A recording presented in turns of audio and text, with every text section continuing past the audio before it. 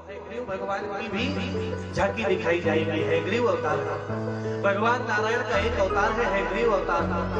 इसकी कथा देवी भागवत में आती है। एक बार भगवान विष्णु का जो है बहुत काल तक बहुत समय तक युद्ध चला और उस युद्ध में भगवान नारायण भगवान विष्णु युद्ध करते करते थक गए और वैकुंठ में जाकर के जो धनुष था उसी धनुष की टेक में जो है भगवान विष्णु निद्रा अवस्था में चले गए। उसी समय देवताओं ने विचार किया कि हमें यज्ञ करना चाहिए और इस यज्ञ में भगवान विष्णु का भाग होना बहुत जरूरी है। तो भगवान विष्णु को जगाने के लिए सारे देवता पहुंचे। सारे देवताओं ने देखा कि भगवान विष्णु तो निद्रा अवस्था में है, कैसे जगेंगे। कुछ देवताओं ने विचार किया अगर धनुष हट जाए तो नींद खुल जाएगा, लेकिन धनुष हटाएगा कौन? अगर भगवान विष्णु को क्रोध आ गया तो ब्रह्मा जी ने विचार किया एक उपाय है। क्या? ये जो बमरी कीट है ना,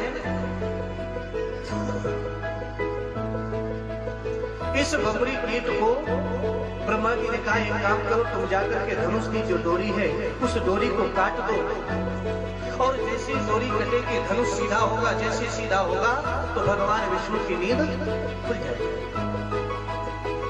तो बमरी कीट ने कहा ये काम तो मैं कर दूंगा, लेकिन मुझको क्या मिलेगा? बिना स्वार्थ के तो कोई नहीं करता।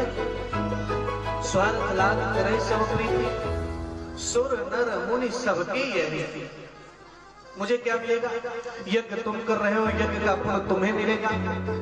मैं डोरी काटूंगा, भगवान विष्णु अगर क्रोधित हुए तो दंड मुझे मिलेगा। डोरी काटने का फल क्या मिलेगा? ब्रह्मा जी ने कहा कि जो हम यज्ञ करेंगे, जो हवन करेंगे, तो जो यज्ञ कुंड में जो आहुति जाएगी वो तो देवताओं की होगी, लेकिन जो यज्ञ कुंड के बाहर गिरेगी वो तुम्हारी है। जब हम यज्ञ करते हैं, हवन करते हैं, तो हवन करते समय जो हवन सामग्री बाहर गिरती है उसको अंदर नहीं डालना चाहिए। क्यों? क्योंकि वो किसी दूसरे का भाग होता है। और लोग क्या करते हैं, हवन करते हैं, जो बाहर गिरता है उसको भी उठा करके अंदर ही डाल देते हैं, जो ऐसा बिल्कुल नहीं करना चाहिए। जैसे बमरी कीट को बताया कि वो भाग तुम्हारा होगा, आज बमरी कीट गया, उस धनुष की डोरी को काटा और जैसे धनुष की डोरी को काटा इतनी तेज की आवाज हुई, धड़ाम की आवाज और भयंकर आवाज में सारे देवताओं ने विचार किया ये क्या हो गया, क्या हो गया। जैसी ही आवाज की शांति हुई वहां पर देखते क्या है कि भगवान विष्णु का धड़ है, लेकिन भगवान विष्णु का जो मस्तक है, जो सिर है वो गायब है। जैसे धनुष सीधा हुआ पूरा सिर ही कट करके जो है भगवान विष्णु का समुद्र में जाकर के गिर गया। अब तो सारे देवता हाहाकार मच गई, ये क्या हो गया, अनंत हो गया, क्या करना चाहिए? सारे देवताओं ने मां भगवती की स्तुति की, मां जगज्जननी की स्तुति की। पाई पाई महायोग, अरे हे मां जगज्जननी, हे सर्वेश्वरी, आप हमारी रक्षा कीजिए। इतना बड़ा अनर्थ हो गया, इस अनर्थ से हमें बचाइए।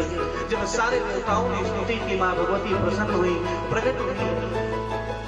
अरे ये जो तुमने किया है ना, ये जो मस्तक धड़ से अलग हुआ है, ये तुमने नहीं किया, ये होना ही था। हाँ, हरि अनंत, हरि कथा अनंत। भगवान के अनेक अवतार हैं, ये भी एक कारण है। बोले क्या? बोले एक बार भगवान विष्णु और मां लक्ष्मी भगवान विष्णु से सैया पर लेटे थे और मां लक्ष्मी भगवान विष्णु के पैर दबा रही थी और भगवान विष्णु मां लक्ष्मी के चेहरे को देख करके हंस दिए। अब कोई अचानक किसी के चेहरे को देख करके हंस देगा तो उसको क्या लगेगा कि या तो मेरा चेहरा खराब है या तो मेरे चेहरे में कुछ लगा है। कोई न कोई कारण तो जरूर है जो इसने हंसा। माँ लक्ष्मी ने पूछा क्यों हंसे? बोले कुछ नहीं, वैसे हंसी आ गई। बोले बिल्कुल नहीं, कोई न कोई तो आपने मेरे चेहरे के ऊपर जरूर कुछ न कुछ सोचा है तभी हंसे। आपको बताना पड़ेगा। भगवान विष्णु बार बार समझा रहे हैं कि मैंने वैसे हंस दिया, कोई कारण नहीं है। लेकिन एक बात और बता, अगर माताओं को शंका हो जाए तो बहुत जल्दी नाराज होती है, क्यों हंसे? अरे तुम अपने को ज्यादा सुंदर मानते हो? मेरे चेहरे को देख करके हंस रहे हो?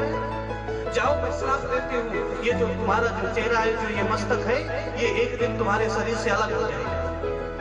बताइए, कोई कारण नहीं, फिर भी माँ लक्ष्मी का श्राप भगवान विष्णु को। इससे आप लोगों को भी शिक्षा मिलती है, ऐसा कोई काम ना करें कि माताओं का श्राप मिले। एक तो उस श्राप के कारण आज भगवान विष्णु का जो है, जो सर है, वो धड़ से अलग हुआ। आज जगत जननी माँ ने कहा एक और कारण है। एक ही कारण नहीं होता भगवान के अवतार के, कई कारण होते हैं, अनेकों अनेक कारण। एक हयग्रीव राक्षस है। उस हयग्रीव राक्षस ने तपस्या करके मुझसे वरदान मांगा है। क्या?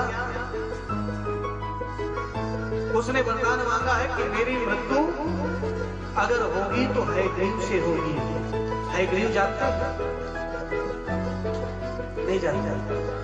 हय मतलब घोड़ा, अग्रीव यानी गर्दन के ऊपर, यानी जिसका सर घोड़े की जैसे हो, वो है।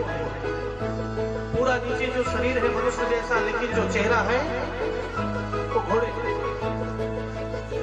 हयग्रीव राक्षस ने कहा जो घोड़े जैसा ही होगा वही मुझे मार सकता है। माँ जगत जननी ने कहा कि जो भगवान विष्णु का जो सर जो अलग हुआ है धड़ से, वो सर को ढूंढिए नहीं, इस धड़ में आप एक घोड़े का सर लगा दीजिए और यही जाकर के हयग्रीव राक्षस का उद्धार करेंगे।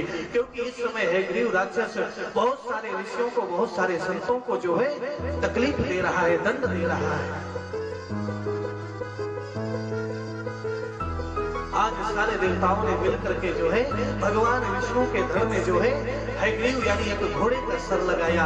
आज भगवान विष्णु एक घोड़े के स्वरूप में, हयग्रीव रूप में अवतरित हुए। सारे देवी देवताओं ने भगवान विष्णु हयग्रीव की आराधना की, हयग्रीव की स्तुति की। किरीट के योर महार मण्योत्तमालंकृत सर्वगा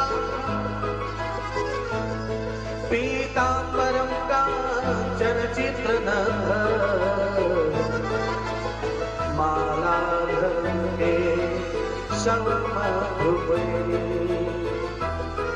मालाधर के शवमधुपे।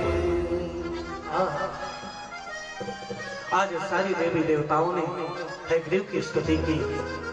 हम भी हयग्रीव की स्तुति करेंगे और जब हम हयग्रीव की स्तुति करेंगे तो उसी समय हयग्रीव भगवान का दर्शन भी हम सभी को होगा। तो एक बार जोर से जयकारा लगाएंगे, बोलिए हयग्रीव भगवान की। बड़े सुंदर भाव से भगवान विष्णु, भगवान नारायण की स्तुति करेंगे, उनका भजन करेंगे और निश्चय ही जब हम उनका भजन करेंगे तो भगवान विष्णु की कृपा होगी और हयग्रीव राक्षस का उद्धार होगा और हमें भी हयग्रीव भगवान का दर्शन मिलेगा। यहाँ पर अभी हयग्रीव भगवान की झांकी का भी दर्शन सभी को कराया जाएगा। तो प्रेम से हमारे साथ सुंदर हयग्रीव भगवान का भजन करेंगे। तेरी मर्जी का मैं हूँ गुलाम, तेरी मर्जी का मैं हूँ गुलाम, मेरे अलबेले श्याम मेरे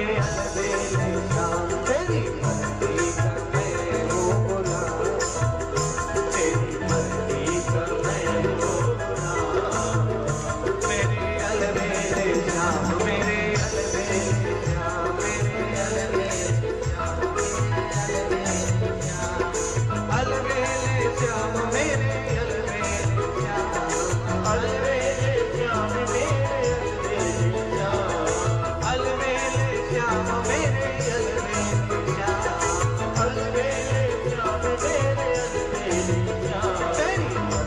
श्याम।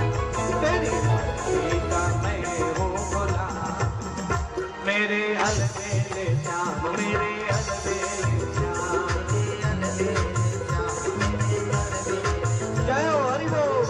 हरिदेव भगवान भी प्रकट हो गए हैं, उनका भी दर्शन करेंगे भक्ति भाव के साथ।